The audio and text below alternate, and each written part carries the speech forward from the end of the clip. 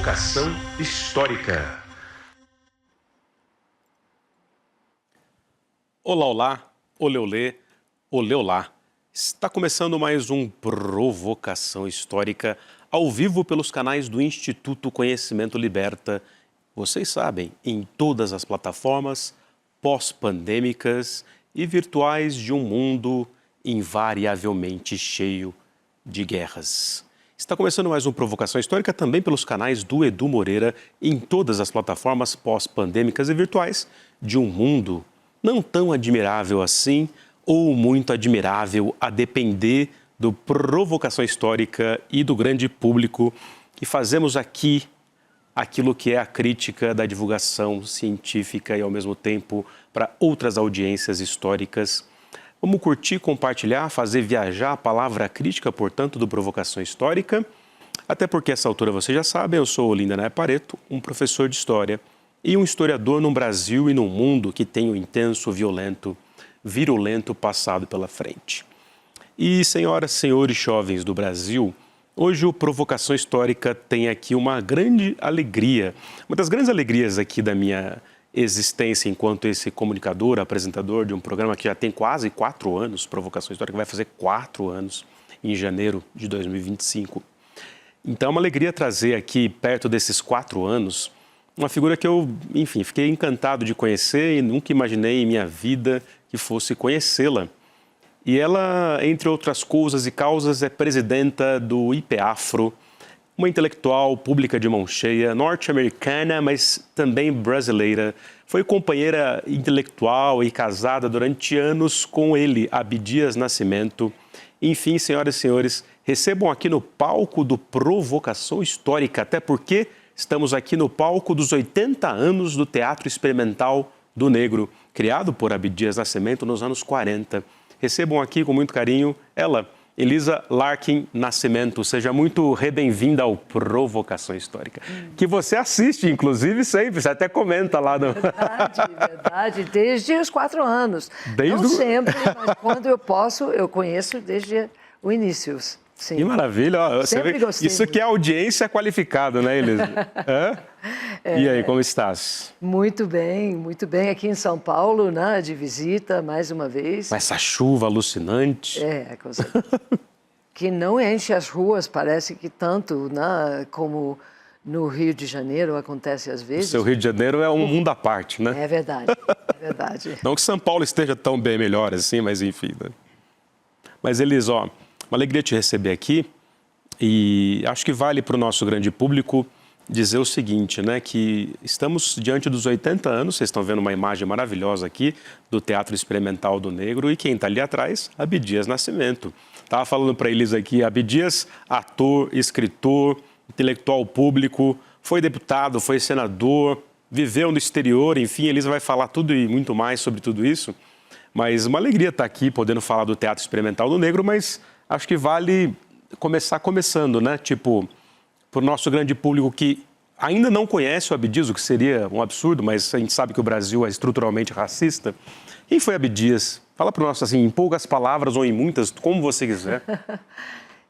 Eu acho que a melhor maneira de resumir quem foi o Abdias é dizer que ele foi uma pessoa que lutou a vida inteira pela dignidade de todas as pessoas. E, sobretudo, pelas pessoas de origem africana, as pessoas de descendência africana, as pessoas negras na diáspora, cuja dignidade humana sempre foi negada e que sempre foi alvo a uma série de ataques, de genocídios, e que, por outro lado, sempre construiu a sua vida em liberdade, que é aquilo que o Abdias chama de quilombismo, essa incrível força de um povo, apesar de todo o genocídio, se erguer em uma vida de soberania, de liberdade e de grande criatividade. Lindamente. Acho que é difícil, né, elencar na história do Brasil sem fazer ali injustiça com outros nomes, mas é impressionante como o Abdias sintetiza não só a história do século XX, né, e das lutas políticas do século XX, mas ele sintetiza a história do Brasil, mas, como você bem sabe, porque também é pesquisadora, cientista social, escreveu sobre a questão afro no Brasil e também sobre o Abdias, mas que é essa síntese de um Atlântico Sul africano, né? Um Brasil que é África também, mas você também norte-americana. Faço aqui o sotaque norte-americano, mas ela nem tem mais, está tanto tempo aqui já. Mas porque parte da questão da eleição do Trump nos Estados Unidos tem a ver também com aquilo que o Abdias estudava e denunciava, né? Não tem? Você que é americana e viu de novo agora o Trump vencer as eleições, né? Eu vejo que a questão racial é o que estrutura aquilo lá.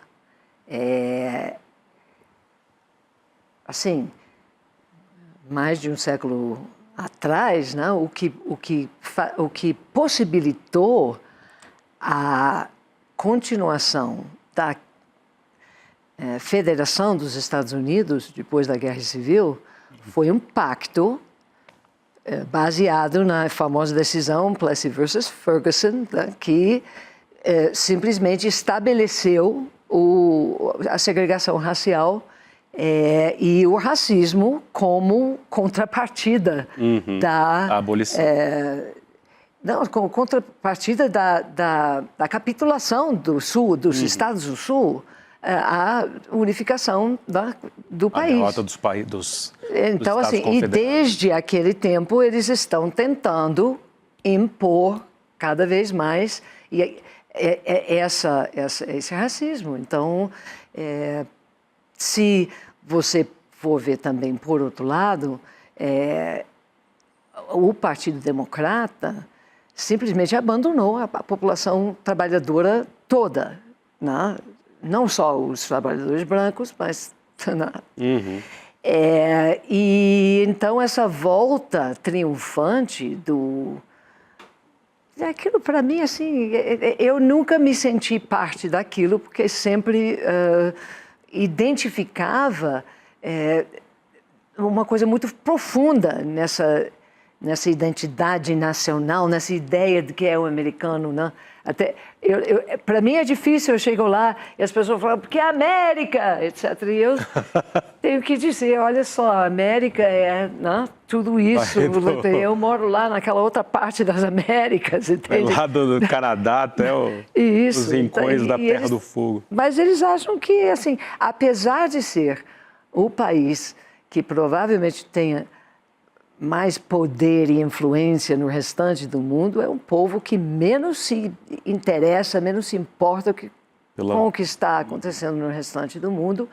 E isso é terrível quando a gente pensa que a maior proposta que atraiu esse povo foi a da deportação violenta de milhões e milhões de pessoas que eles acham que... Enfim, a origem do problema. E sobretudo, eu acho que a gente tem que ter um pouco de generosidade frente a esse povo que votou, porque em grande parte era influenciada pela mentira. Né? Quando o Elon Musk chega lá, compra o Twitter e passa... Eu vi uma reportagem de que foram bilhões as visualizações de uma das poucas, né? Uma das muitas, quer dizer, vídeos onde ele mostrava a Kamala Harris dizendo que ela era uma fantoche do Deep State. E o Deep State é aquela coisa que ele já... Ninguém sabe direito o que quer dizer, mas todo mundo sabe que é o bicho-papão, né? É o fantasma. É o fantasma, representa tudo aquilo contra o qual essas pessoas se revoltam e acham que a proposta do Donald Trump vai ser uma resposta. Impressionante e triste, na verdade, né?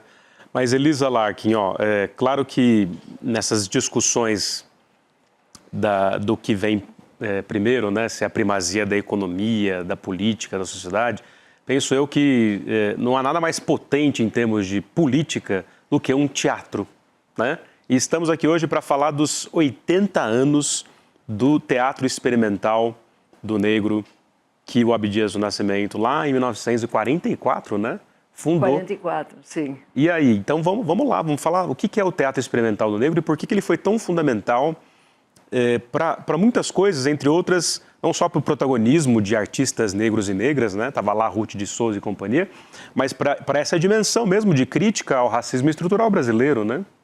Sem dúvida, sem dúvida. O Teatro Experimental do Negro foi uma organização fundada por Abdias e mais alguns intelectuais negros, como Aguinaldo Camargo e outros,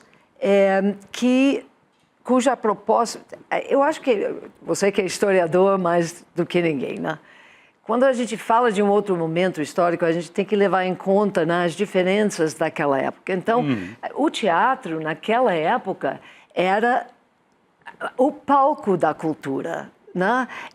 Não tinha televisão, o cinema era ainda uma coisa menos, né, acessível, o rádio era a coisa mais difundida, talvez, mas o teatro era assim, o palco das discussões, da cultura, etc. E você tinha um teatro em todo o Ocidente e no Brasil, onde não pisavam nem no interior do teatro como público, né, nem muito menos nos palcos como protagonistas. Você tinha, sim, toda uma história, desde a época colonial, em que o ator é colocado como aquele que faz o entretenimento para as classes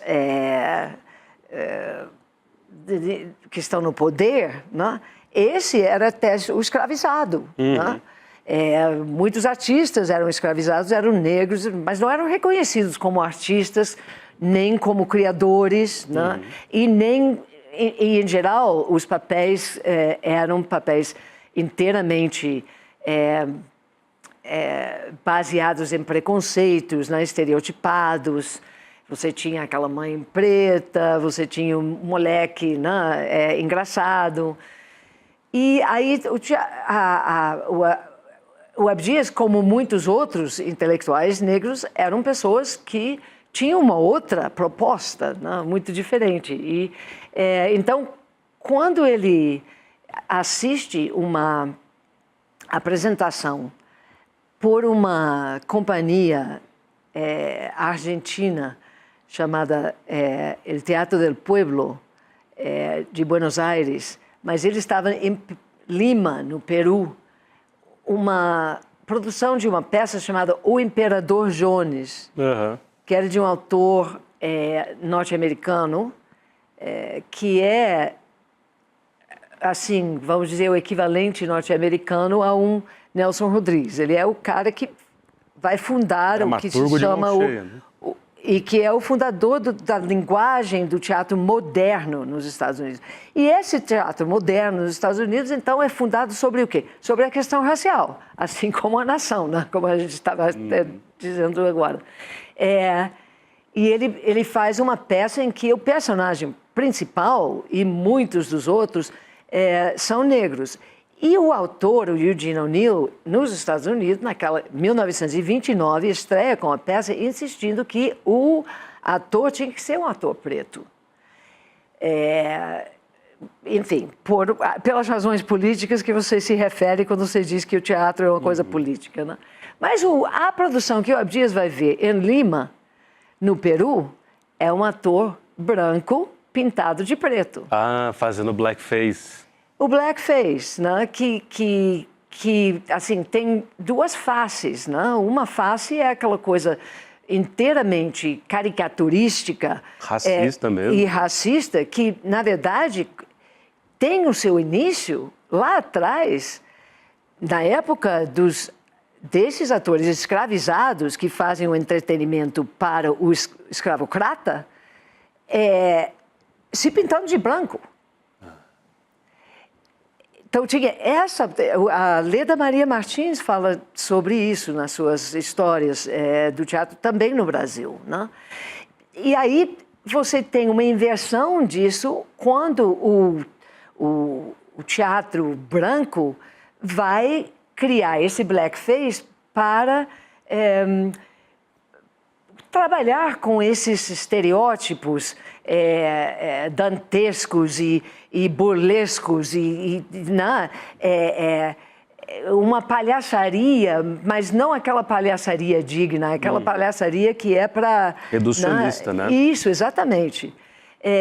E, sobretudo, a questão dos estereótipos. Então, essa é uma face do blackface. Mas uma outra face do blackface é quando você usa para um papel de importância dramática, você considera que não existe um ator negro capaz de fazer aquilo, então você põe o ator branco, porque, então, assim, o Otelo do Laurence Olivier é o grande exemplo, né? Foi aclamado, né? Como uma coisa maravilhosa. E, assim, bom...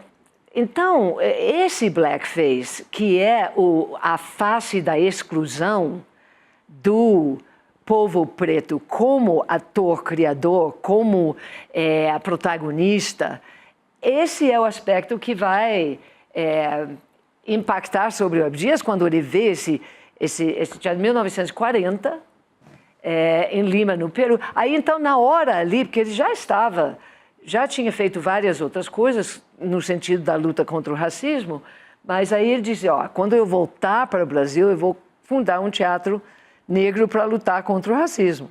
E o resultado desse juramento dele foi a fundação do Teatro Experimental do Negro, em 1944, no Rio de Janeiro. Mas é importante dizer, como somos historiadores, colocar a história das histórias. Né? Uhum. O Teatro Experimental do Negro, na verdade, nasce de uma turnê, uma aprendizagem que o Abdias vai ter, porque ele ele vai por Bolívia até Buenos Aires e passa um ano num estágio, vamos dizer, aprendendo todos os ofícios do teatro, exatamente com essa companhia. Teatro del Pueblo, liderado pelo Leônidas Barletta, que era um intelectual e dramaturgo fabuloso na Argentina, muito ligado também com o pessoal da França, do teatro mais revolucionário, etc. E tal, o Jean... ai, meu Deus, agora vai me passar o nome do teatrólogo francês, que era bastante ligado. E ele fica um ano lá, e na volta ao Brasil, ele é preso. Ali no auge da Era Vargas, né? Sim, isso é 42, 41 para 42. 42, ele volta e é preso, condenado à revelia, ou seja, sem direito à defesa, pelo mesmo incidente de enfrentamento à discriminação racial de 1935, pelo qual ele havia sido excluído do exército. Ele era soldado, enfrentou... Foi excluído do exército, vai para o Rio de Janeiro, depois sai do Rio de Janeiro, vai para essa viagem. Uhum. E quando volta, acontece que tinha gente da Justiça Civil que achava que não bastava a exclusão do exército. Ele tinha que ser condenado e preso por aquela... O processo vinha dos anos 30. Sim, exatamente. Então, ele foi preso, condenado à revelia, conseguiu, advogado por si próprio, sair da prisão depois de um ano. A condenação foi de 2 anos e meio, ele saiu depois de um ano. E vai para a penitenciária do Carandiru. Então, a primeira criação teatral do Abdias é o teatro do sentenciado do Carandiru. Dentro da prisão. Ele cria dentro da prisão do Carandiru. Que era essa da Avenida Tiradentes, não era? Sim, esse que hoje acho que Tiradentes, né? Um parque, eu não sei o endereço, mas o mesmo que foi invadido, né? onde teve A chacina? a chacina. Ah, não, então já era ali em Santana, perto da rodoviária do Tietê. Porque tem a antiga prisão estadual que ficava na Avenida Tiradentes. Ou seja, ali perto da Estação da Luz. Aí depois que fazem os pavilhões da prisão ali que hoje virou um parque, mas que era o Carandiru classicão do Varela, né? Do Estação Carandiru. Certo. Mas, provavelmente ele estava, né, no primeiro Mas edifício. Impressionante. Aí ele faz, então, o Teatro Experimental do Negro de dentro da prisão, quer dizer, nada mais simbólico, né? Do sentenciado. Sentenciado. Que era já uma questão política, porque o sentenciado era uma categoria jurídica diferente, né? Ele não era aquele detento. Então, ele tinha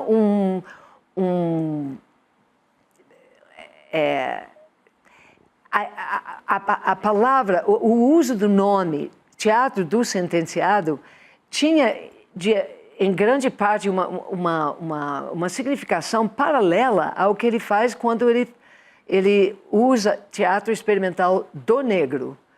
Porque, na época, muita gente, amiga do projeto, aconselhava ele, não faz isso, você não pode botar o nome negro logo no nome do seu projeto, você vai acabar com o negócio desde o início. Sim, ficavam com medo do nome aparecer. Olha só, né? O tabuzaço. E ele dizia, não, eu faço questão, tem que ser o Teatro do Negro. Por quê? Exatamente para pegar aquele lado do blackface que a gente estava falando, porque o protagonismo, a direção, a ideia, a criação era do negro.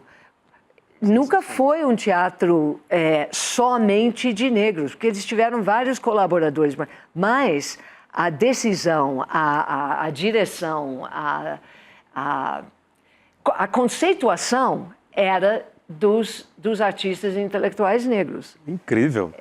E também no Teatro do Sentenciado era a mesma coisa, é o sentenciado que está fazendo, que está criando. Eles faziam todos os aspectos, né, do fazer teatral, eram os próprios presos que faziam. Sensacional. Estou aqui com o Elisa Larkin Nascimento, que está falando aqui o Provocação Histórica tem a alegria aqui de ser hoje host aqui do Teatro Experimental do Negro. Eu não imaginei isso na minha vida, mas o fato é que a Elisa Larkin está aqui, inclusive lançou, né, em função dos 80, dessa efeméride impressionante, Dramas para Negros e Prólogo para Brancos, que é um lançamento desses 80 anos, né?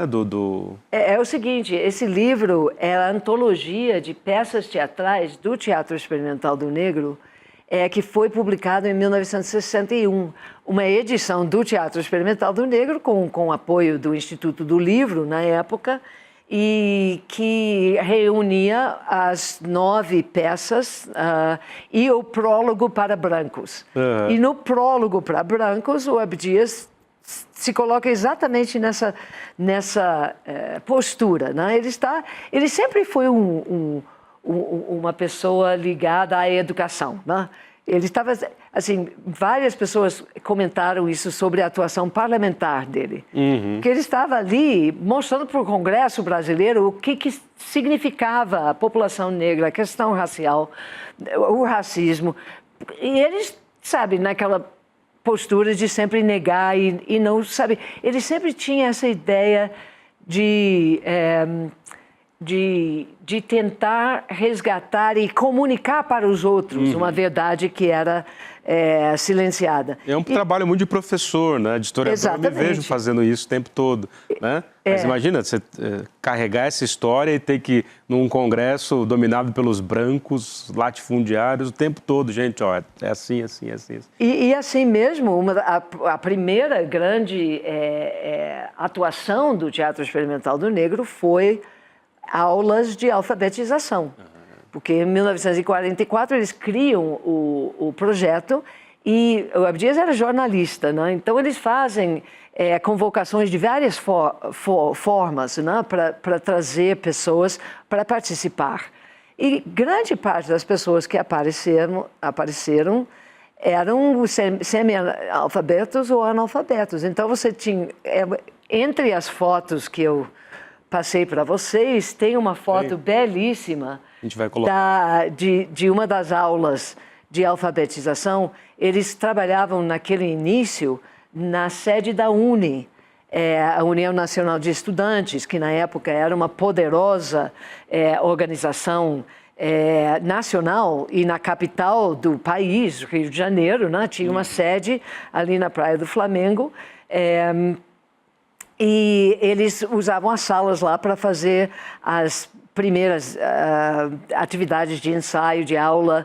Então, tinha aulas de alfabetização e de cultura geral. Ironides Rodrigues tem várias pessoas, como Aguinaldo Camargo também, que são nomes que praticamente foram enterrados, né? Ninguém conhece, mas eram intelectuais e ativistas negros muito importantes que estavam muito envolvidos nessa parte das aulas de alfabetização e cultura geral do Teatro Experimental do Negro. E aí teve uma primeira atuação deles colaborando com o Teatro do Estudante Brasileiro, que era uma organização liderada pelo Pascoal Carlos Magno, e também muito ligado ao movimento estudantil, etc.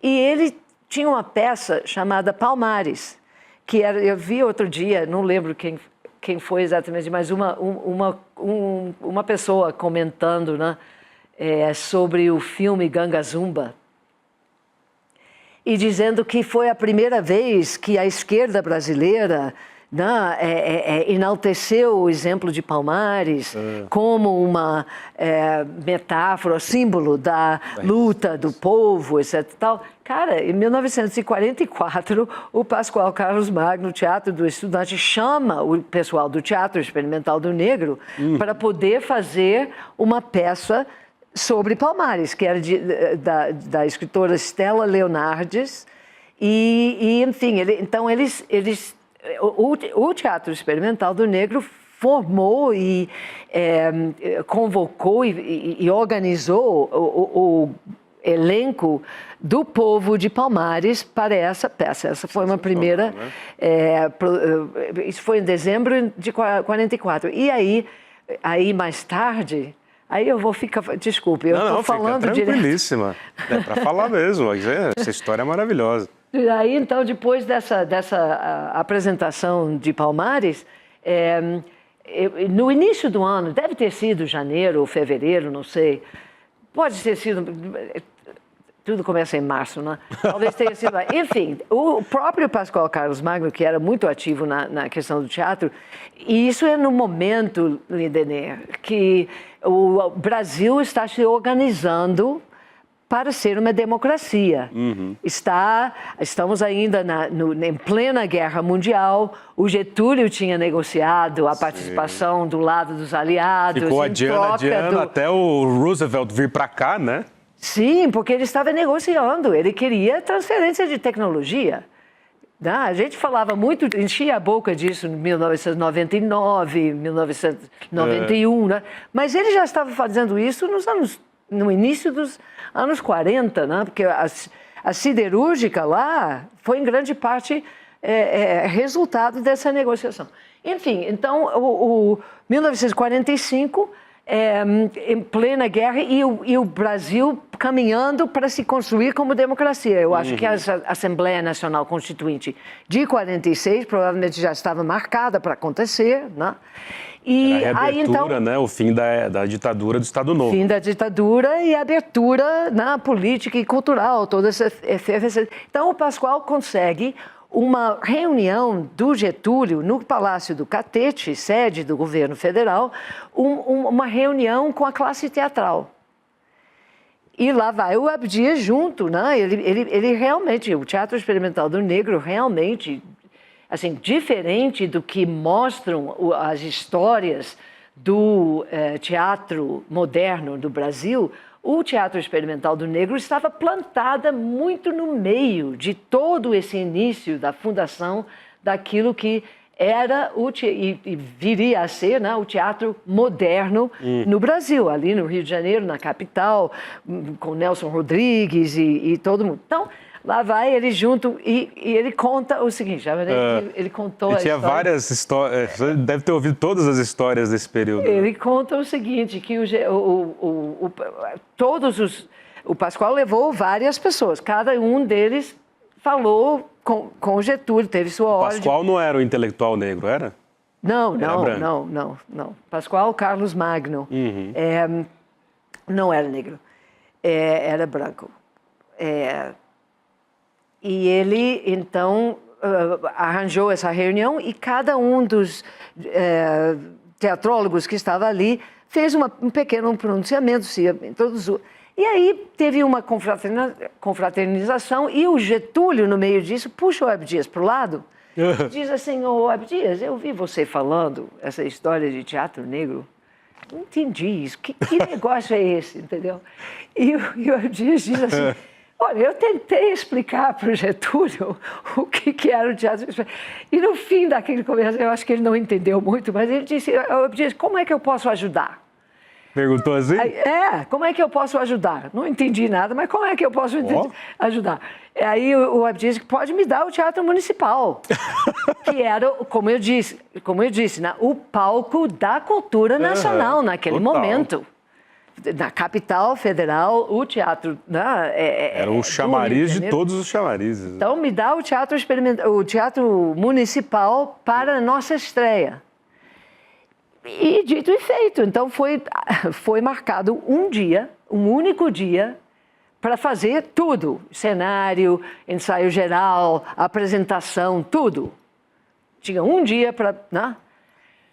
E o dia que eles marcaram, você que é historiador provavelmente vai reconhecer, 8 de maio de 1945, que veio a ser o dia da vitória das forças aliadas na frente europeia da guerra, da Segunda Guerra. Acabou a Segunda Guerra. Muito bem, então... Porra, mas teve que concorrer com isso? Aí, a branquitude, ela impressiona até nas efemérides. Aí, como ele conta, é o seguinte, que as senhoras dos generais, os almirantes, como é que chamam os dos aeronáutica? Os brigadeiros. Né? Todas elas chegaram com toda a certeza que o Teatro Municipal era delas, para fazer a comemoração da vitória. Cara, eu queria ter um vídeo dessa hora, porque o Abdias enfrentou isso. O Abdias disse, não, eu não saio daqui e mais. Que foi pressionado a cancelar. Que melhor maneira de celebrar a vitória sobre o racismo do que fazer a estreia do Teatro Experimental do Negro no Teatro Municipal. E ele consegue segurar. Que foi pressionado, mas aí segurou. Muito pressionado. Eles, como eu disse, assim, você imagina, eles achavam que tinham direito àquilo. Mas ele era um baita diplomata, então, né? Para segurar essa onda, não adiantava você ir para cima, né? Você tinha que ir negociando, né? Eu acho que o argumento era esse, inclusive por conta da ideia que o Brasil sempre teve de querer se achar, naquela época já estava, né? A democracia racial já estava na boca das pessoas. A Era Vargas põe isso no centro da questão mesmo, né? Vejam como somos plurais e tal, mas dentro de um estereótipo racista, né?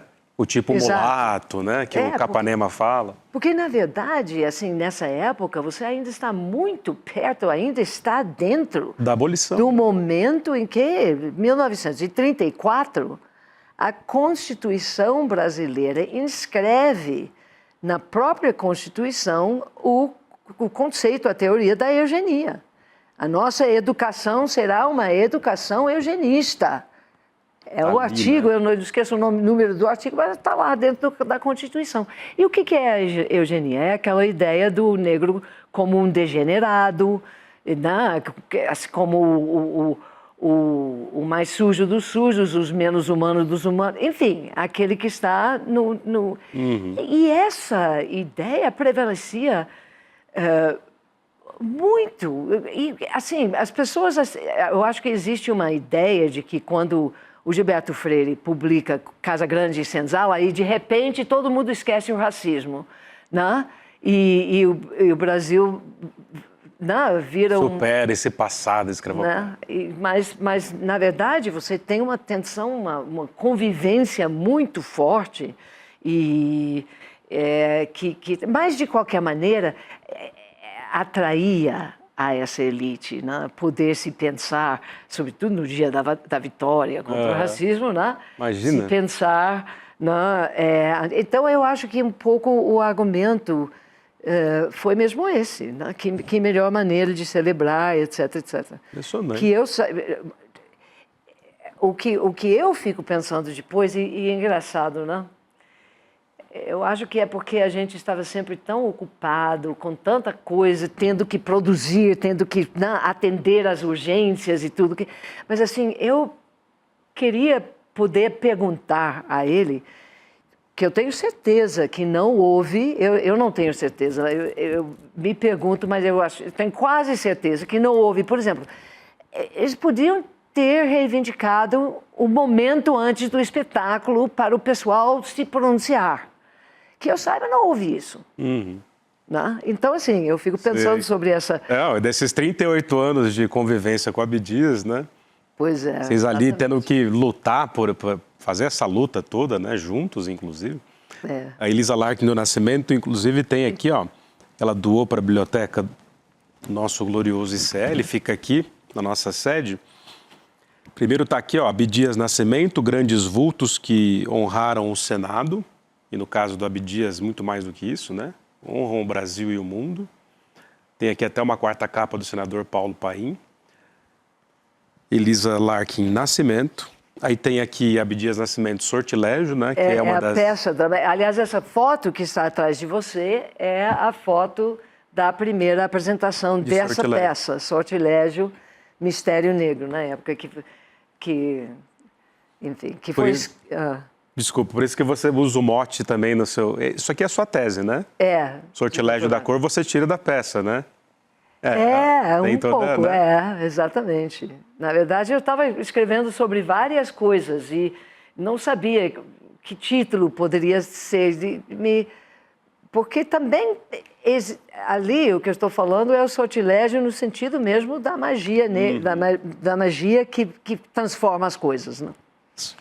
Maravilha. Voz de minha alma, vamos, Ventão Namaz, colocar aqui as imagens do Teatro Experimental, que é do IPA. Lembrando aqui, vamos pôr os links também aqui para o nosso grande público, acessar o IPAfro, né, o Instituto de Pesquisas Afro, que foi fundado lá em 1981, né, Elisa, por você e pelo Abdias. E está aqui para vocês, tem aqui a sessão do Teatro Experimental do Negro. Essa foto é de Abdias, a foto da passada. Essa é de Abdias no segundo aniversário, o festival do segundo aniversário do Teatro Experimental do Negro, em 1946, eles fizeram uma cena de Otelo e ele está ali com a Cacilda Becker. É a Cacilda Becker? É a Cacilda Becker. Que foto, hein? Impressionante. O Abdias galã, né? Além de tudo, galã.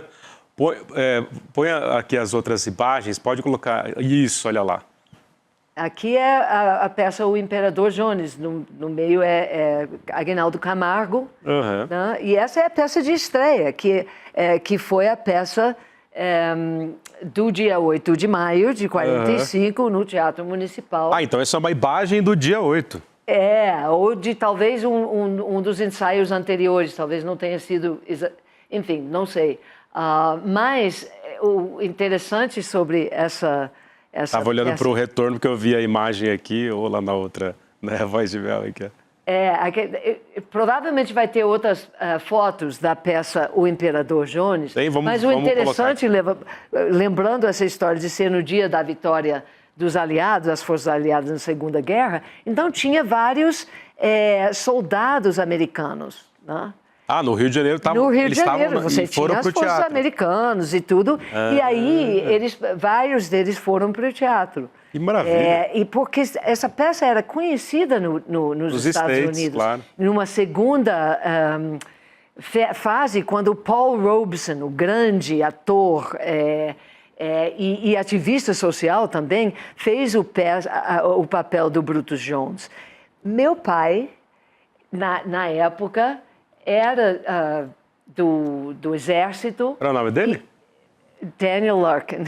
Daniel Larkin. Ele era do exército americano? Sim, todos os homens americanos, né? No caso, ele casou com minha mãe, né? Em 1942 para ir para a guerra, né? Muitos deles faziam isso, né? Casou para poder casar antes de ir para a guerra. E ele lutou na Europa, então? Lutou não na Europa. Ele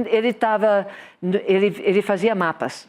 Ele estava na parte de geografia, fazia mapas. Mas antes disso, ele went AWOL. How do we say? Como é que a gente fala quando o cara sai do cartel sem permissão? Não é que ele desertou, porque ele sai do quartel sem cometeu uma falta, não? Então, uma falta não permitida. Tem um título específico. Para assistir a peça O Imperador Jones com o Paul Robeson, que estava passando numa cidade perto de onde ele estava aquartelado.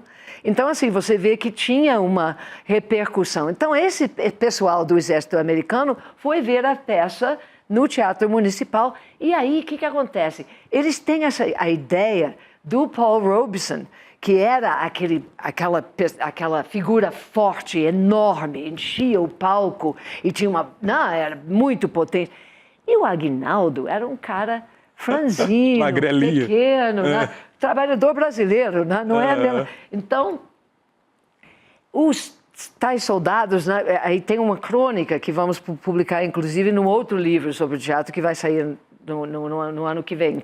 Teatro Experimental do Negro Testemunhos. Então, tem matérias de jornal, crônicas, que conta que a pessoa, o crítico, está sentado perto de alguns desses militares americanos. Aí, quando abre a cortina e o Aguinaldo aparece no palco, os caras fazem assim... Que negócio é esse? Né? Eles estavam esperando o palco. Sim. Mas que à medida que a peça avança, o Aguinaldo vai crescendo no palco e fica uma potência incrível. Até os americanos se renderam à grandiosidade do Aguinaldo. Então foi um aplauso geral, no fim. Foi. Maravilha, que história é essa? Gente do céu, eu fico imaginando, Elisa, essa questão do Brasil ainda ter que... Estava assistindo esses dias aquela série que está na Netflix, que tem um elenco impressionante, que é sobre os 4 da Candelária, aqueles meninos e meninas que foram chacinados, né? Sim. Por milicianos da época, digamos assim, Sim. policiais da época, na Candelária. E como é importante a gente ter um cinema que consiga ter também recursos, qualidade audiovisual, para narrar a história afro-brasileira, né? Imagina você fazer um filme com todas as nuances que você está narrando aqui, que você ouviu do Abdias, que você mesma também estudou, leu, que é fazer um filme dos bastidores da estreia da peça, ele conversando com o Vargas. Você já pensou?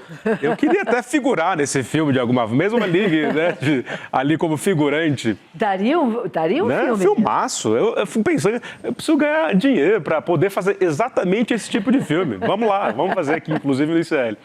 Gente, Voz de Mel, põe de novo as fotos para a Elise comentando. Desculpa, eu fui interrompendo a exibição das fotos. Tem uma sequência aí. Essa aqui é a peça Sortilégio, novamente, a teoria das yaôs, né? Que a peça tem várias maneiras de trazer a personagem feminina da tradição dos orixás. Né? 3 das personagens mais importantes são as 3 filhas de santo, que são, como se um pouco o coro grego, são as pessoas, as narradoras, as que conduzem a narrativa da peça. E essa teoria das yaôs é um coletivo de vozes femininas, né, de Iemanjá. Então,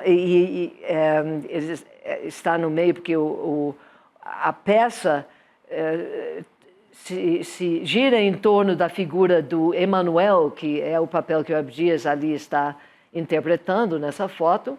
E o Emanuel, na grande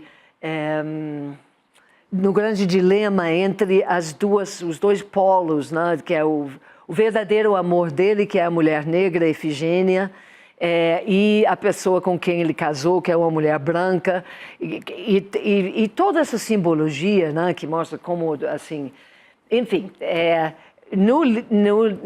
na nova edição aqui da peça Sortilégio, que foi publicado recentemente, ano passado, eu acho, não, 22, pela editora Perspectiva.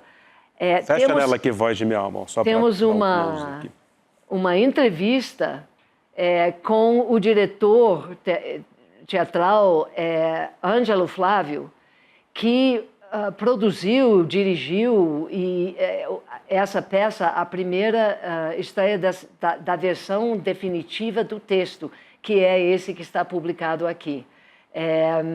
E onde ele fala exatamente de todo o significado, né, dessas simbologias de que representa Emmanuel na trajetória de vida dele, a Margarida, que é a esposa branca, e a Ifigênia, a mulher negra.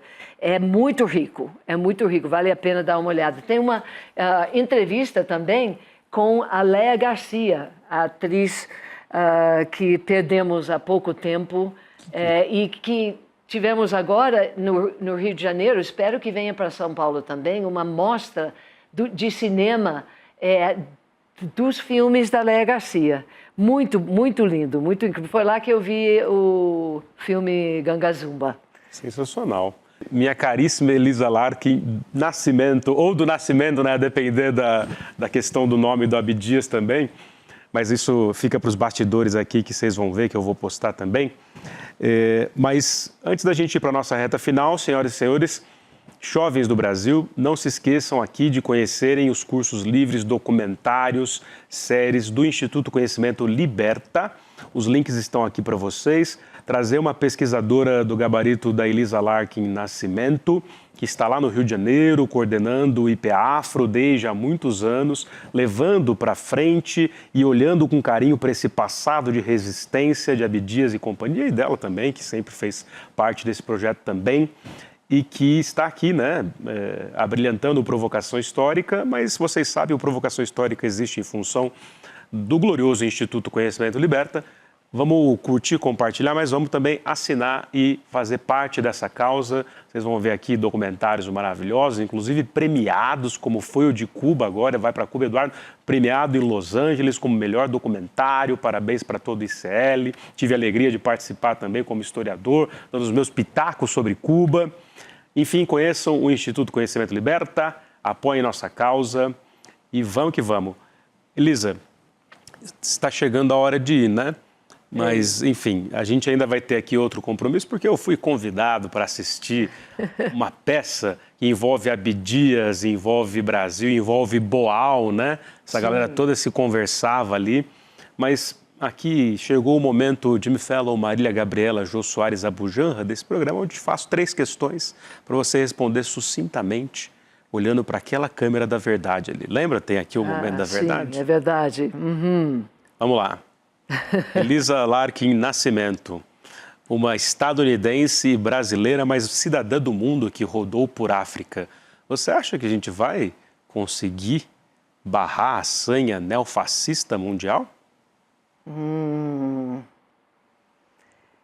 Infelizmente, eu tenho minhas dúvidas. Eu acho que é preciso uma luta muito tremenda e nós estamos no momento em que a gente não conta com as verdades históricas nem presenciais, né, dos momentos. Então, eu acho muito difícil, e sobretudo no sentido do ambiente, né, que a gente está vendo.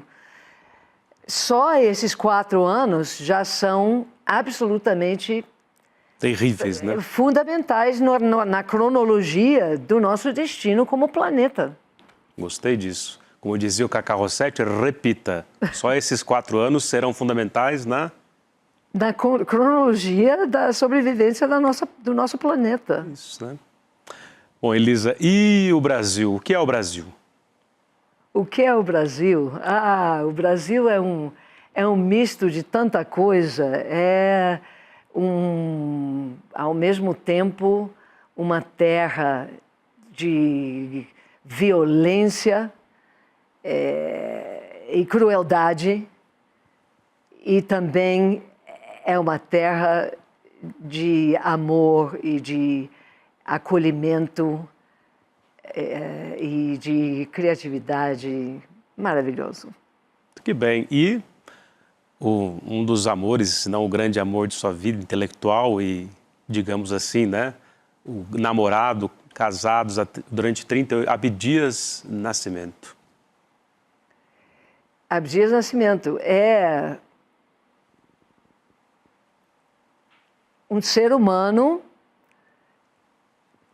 que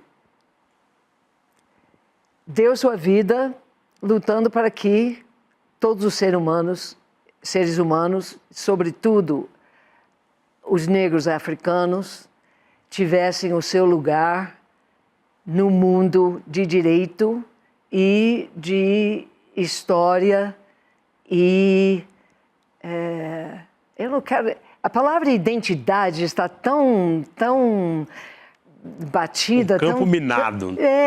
Infelizmente, mas assim, com sua dignidade humana. Perfeito. Olha lá o Abdias, ó, uma das fotos. Essa foto é minha. É sua? Olha lá. Elisa, a gente estava discutindo aqui as questões do envelhecimento, da vida, os dilemas, os dramas. Eu perdi minha mãe muito recentemente, né, em 2023, e a saudade só vai aumentando, parece. Você sente isso em relação ao Abdias? Ah, sem dúvida. Sem dúvida, né? Sem dúvida. Há quantas vezes eu sempre penso nas coisas que eu queria conversar com ele. A Léa Garcia também. Até hoje, né? Tem 1 ano. Agora não é tanto com Abdias, mas com a Léa, até hoje, assim, às vezes eu penso, eu tenho que falar isso. Vou ligar para ela. É verdade.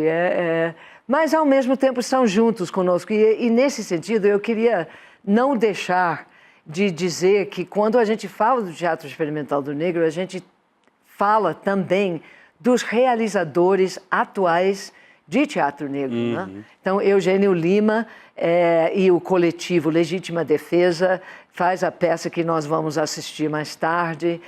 Nós temos os Crespos e tantos outros, né, aqui em São Paulo, em todo o país. Nós Cleiton temos... Nascimento, né, que fez a peça Macacos. Sim. Ele é um intelectual de mão cheia. Né? Sem dúvida, exatamente. Então, eu acho muito importante. E o documentário que foi lançado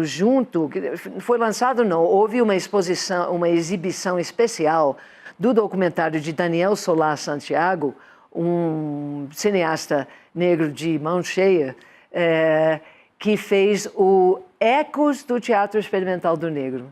Então, quando a gente fala dos 80 anos do Teatro Experimental do Negro, quando a gente fala mesmo do teatro do sentenciado, a gente nunca fala somente como uma referência do passado, porque, inclusive, nós temos 2 textos aqui no livro que falam sobre isso, tanto da Leda Maria Martins, como também da Carmen Luz. A Carmen Luz tem um texto nessa antologia maravilhosa que, a meu ver, em poucas páginas, consegue expressar em que sentido o Teatro Experimental do Negro está conosco hoje, Abdias está conosco hoje.